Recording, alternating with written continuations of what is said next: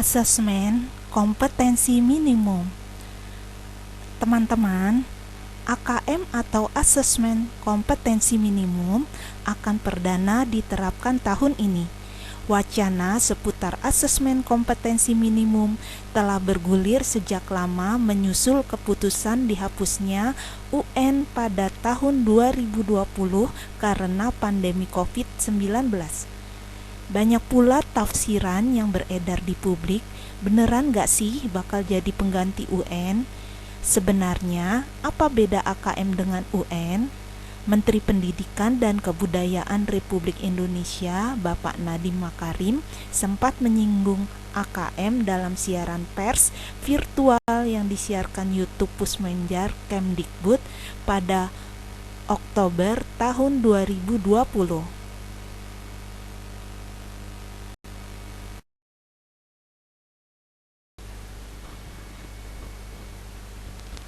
Nah, teman-teman, asesmen kompetensi minimum merupakan bagian dari program asesmen nasional tahun 2021. Mendikbud Bapak Nadiem menyebut asesmen nasional sebagai bagian dari reformasi pendidikan. Asesmen nasional terdiri dari 3 bentuk penilaian, yaitu AKM, survei karakter, dan survei lingkungan belajar. Pada dasarnya, ketiga bentuk penilaian tersebut bertujuan menguji kemampuan literasi, numerasi, dan karakter siswa dengan perincian sebagai berikut.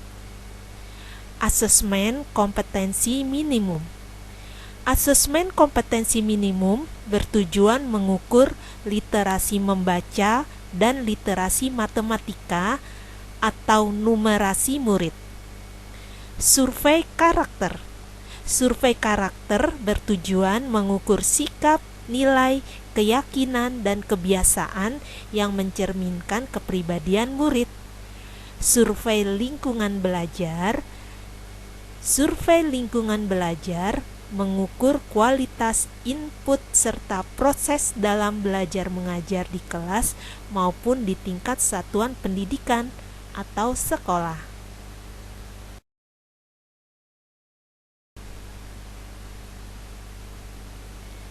Teman-teman, AKM secara khusus mengukur 2 macam literasi, yakni literasi membaca dan literasi numerasi. Kedua kemampuan literasi tersebut dipilih karena tergolong kompetensi mendasar yang perlu dimiliki semua murid. Terlepas dari profesi anak di masa depan, kemampuan memahami data dalam teks dan angka wajib menjadi prioritas. Survei karakter juga ditujukan untuk murid. Sedangkan untuk survei lingkungan belajar, targetnya adalah murid dan guru. Namun, daftar pertanyaan disesuaikan dengan perspektif masing-masing responden.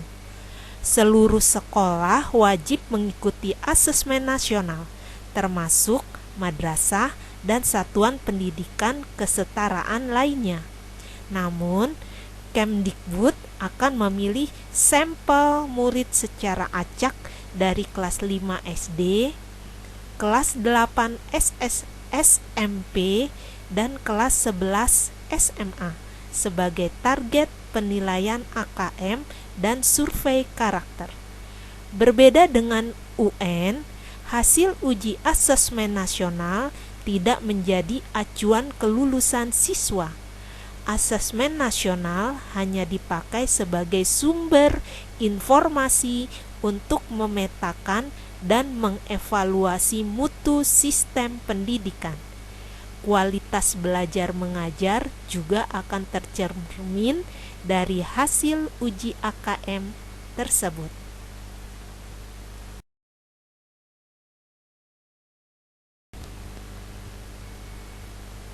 Nah, teman-teman, bentuk soal AKM terdiri dari pilihan ganda kompleks, menjodohkan, isian singkat, dan uraian.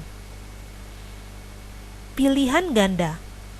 Murid hanya dapat memilih satu jawaban benar dalam satu soal. pilihan ganda kompleks, murid dapat memilih lebih dari satu jawaban benar dalam satu soal.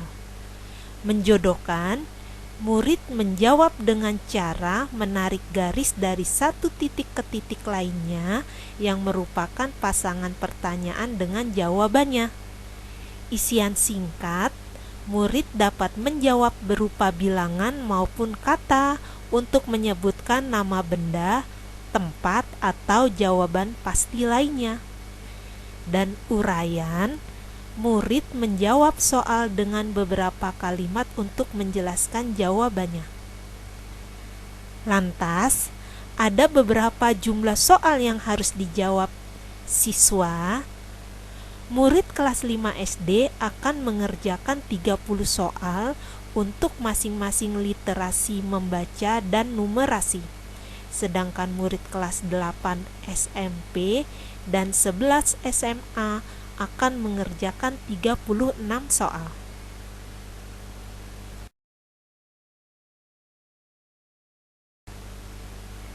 Teman-teman, asesmen nasional akan dilaksanakan pada bulan September sampai Oktober tahun 2021. Pelaksanaannya akan digelar secara 2 hari secara daring atau online atau semi daring. Pihak sekolah bisa memilih di antara kedua metode pelaksanaan sesuai kesiapan jaringan internet masing-masing. Meskipun asesmen nasional tidak menentukan kelulusan, bukan berarti nggak perlu persiapan ya. Baik murid maupun guru juga perlu mengevaluasi kesiapan diri.